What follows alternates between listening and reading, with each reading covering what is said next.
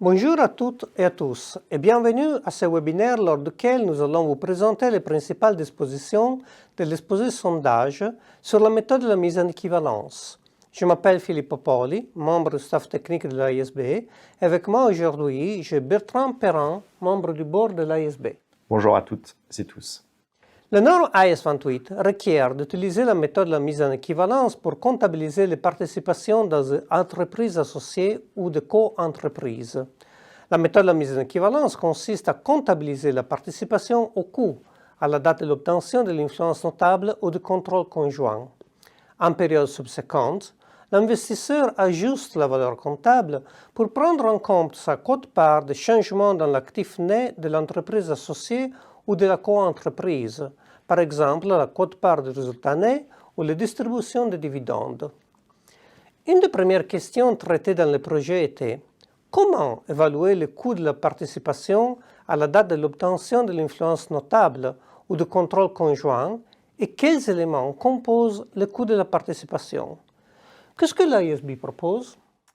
L'ISB propose qu'un investisseur évalue ce coût à la juste valeur de la contrepartie transférée, y compris la juste valeur des titres de participation détenus précédemment par l'investisseur. Par exemple, un investisseur possède 5% d'une société. Plus tard, l'investisseur achète 20% supplémentaires et obtient l'influence notable.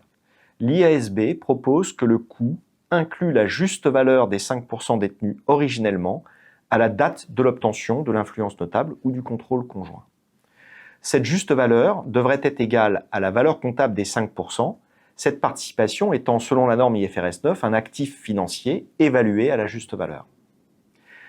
L'investisseur devrait aussi inclure dans ce coût les effets d'impôt différés afférents à la quote-part de la juste valeur des actifs nets.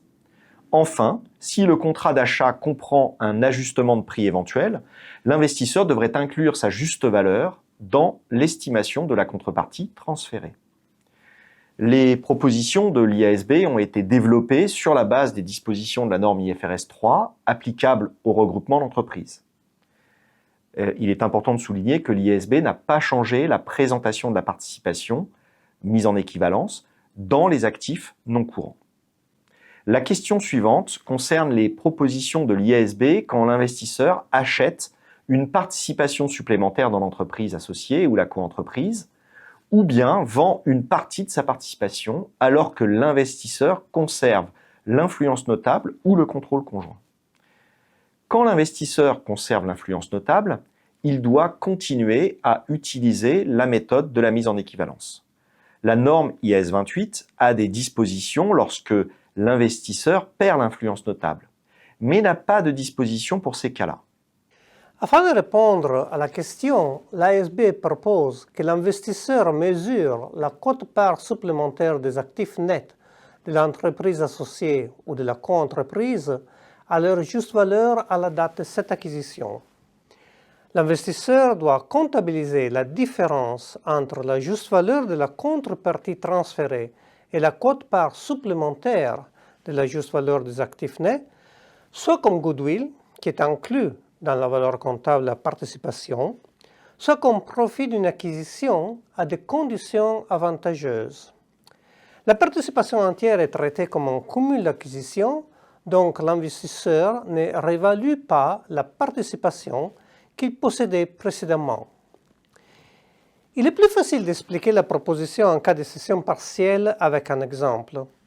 Si un investisseur possède 40% d'une entreprise associée et qu'il en vend 10% sans perdre l'influence notable, l'investisseur doit décomptabiliser un quart de la valeur comptable de la participation détenue.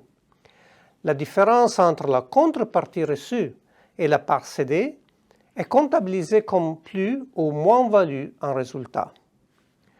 L'AISB a décidé qu'après la comptabilisation initiale, la participation comptabilisée selon la méthode de la mise en équivalence constitue une seule unité de comptabilisation. L'investisseur ne doit pas ainsi identifier une tranche spécifique à décomptabiliser. Une question en suspens depuis longtemps est de savoir comment comptabiliser les autres modifications du pourcentage de détention. Par exemple, une entreprise associée émet des nouvelles actions en faveur d'un tiers et le pourcentage de détention de l'investisseur s'en trouve réduit. On appelle cela souvent une dilution. L'ISB propose qu'un investisseur comptabilise ces modifications comme s'il s'agissait de l'acquisition d'une participation supplémentaire ou d'une cession partielle, selon les cas. Ainsi, la perte ou le profit de dilution serait comptabilisé en résultat. Passons maintenant à la comptabilisation de la quote-part du résultat net et des autres éléments du résultat global, Other Comprehensive Income ou OCI. IS 28 requiert que l'investisseur cesse de comptabiliser sa quote-part de perte si la valeur comptable de la participation dans l'entreprise associée ou la co-entreprise a été ramenée à zéro, sauf bien entendu si l'investisseur a une obligation contractuelle de compenser les pertes. Il y a deux questions traitées sur cette diapositive. Oui, la norme IS 28 requiert de comptabiliser séparément la quote-part des résultats nets et des autres éléments du résultat global. Si les quotes-parts sont toutes les deux de perte et leur total est égal ou supérieur à la valeur comptable de l'intérêt de l'entreprise associée ou la co-entreprise, l'investisseur ne peut pas les comptabiliser en totalité, sinon la valeur comptable deviendrait négative. Dans ce cas, le ASB propose de comptabiliser en premier la quote-part du résultat net. En outre, si la valeur comptable de la participation de l'entreprise associée ou la co-entreprise a déjà été ramenée à zéro, la quote-part du résultat net est positive et la quote-part des autres éléments du résultat global est négative, alors l'ASB propose de comptabiliser les deux séparément. Par exemple, si l'investisseur a ramené la valeur comptable de l'intérêt de l'entreprise associée ou la co-entreprise à zéro, la quote-part du résultat net est une perte de 200 et la quote-part des autres éléments du résultat global est un profit de 50, l'investisseur doit comptabiliser une perte de 50 en résultat et un profit de 50 dans les autres éléments du résultat global. Une question que l'ASB a essayé de résoudre est la comptabilisation de la perte ou du profit découlant de la cession par un investisseur d'une filiale à une entreprise associée et en co-entreprise. Peux-tu expliquer ce que l'ASB propose? Oui, c'est un changement important par rapport aux dispositions actuelles. Les dispositions actuelles de la norme comptable IS 28 requièrent de ne comptabiliser ces pertes ou profits qu'à concurrence des intérêts détenus par les investisseurs non liés dans cette entreprise associée ou co-entreprise. En revanche, les dispositions de la norme IFRS 10, État financier consolidé, requièrent de comptabiliser l'intégralité du gain ou de la perte quand une société mère perd le contrôle d'une filiale. L'IASB avait publié des modifications des normes comptables IS 28 et IFRS 10 en 2014, mais ces modifications ne sont jamais entrées en vigueur. L'IASB propose dans l'exposé sondage qu'un investisseur comptabilise l'intégralité des pertes ou profits découlant de toutes les transactions avec les entreprises associées et les co-entreprises.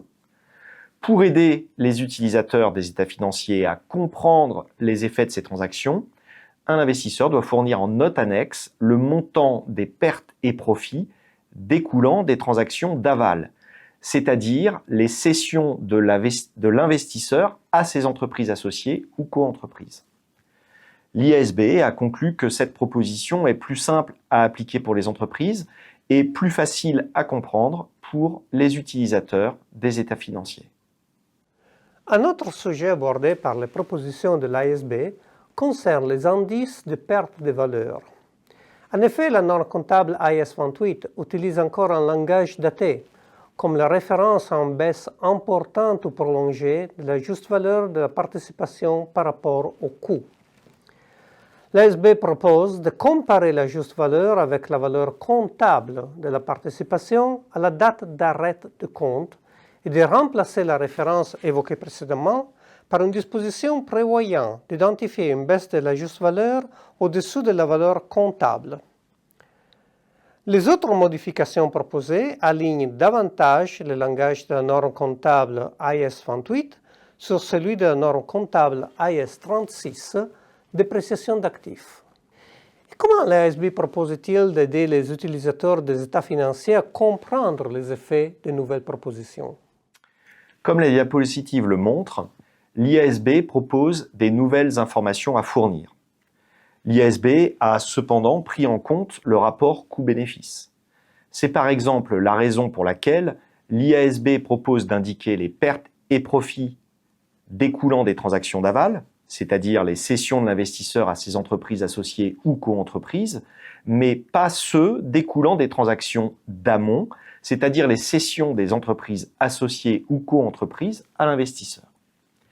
Fournir cette information serait en effet coûteux pour l'investisseur. L'IASB propose également de fournir une réconciliation de la valeur comptable des entreprises associées ou co-entreprises à partir du solde dans le bilan d'ouverture jusqu'au solde dans le bilan de clôture, qui devra par exemple inclure la quote-part du résultat net, les distributions de dividendes reçus, les acquisitions de participations supplémentaires ou encore les cessions partielles.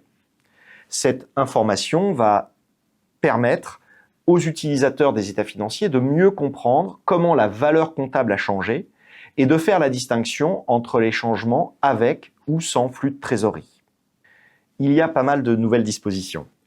L'IASB anticipe-t-il des difficultés pour appliquer ces propositions à la date de première application, Filippo? L'IASB a considéré ce point et propose pour la plupart des propositions une application prospective. Toutefois, à la date de première application, l'investisseur devrait comptabiliser dans les réserves consolidées les profits et les pertes non encore comptabilisés découlant des transactions passées avec les entreprises associées ou co-entreprises. L'investisseur devrait aussi comptabiliser un ajustement du prix éventuel à sa juste valeur, en ajustant la valeur comptable de la participation. En plus des amendements à la norme, l'ASB a aussi cherché à rendre la norme comptable AS28 plus compréhensible. Oui, tout à fait. C'est l'un des objectifs de l'IASB, faisant suite à la troisième consultation d'agenda, que de faciliter une application plus uniforme des normes comptables. La norme IAS 28 a été publiée pour la première fois en 1998 et au fil du temps, des nouvelles dispositions ont été successivement ajoutées. L'exposé sondage propose donc de réorganiser la norme par sujet conformément à la structure des normes publiées plus récemment. Pour assurer une meilleure traçabilité des modifications intervenues, l'exposé sondage inclut une table de concordance. Enfin, une version du document identifiant les modifications sera également disponible sur le site internet de l'IASB. Voilà, c'est tout pour aujourd'hui. Nous espérons vous avoir donné une présentation claire des propositions de l'exposé sondage. Merci Filippo de m'avoir accompagné. L'appel d'appel à commentaires est ouverte jusqu'au 20 janvier 2025. Nous attendons votre feedback. Merci à toutes et tous pour votre attention.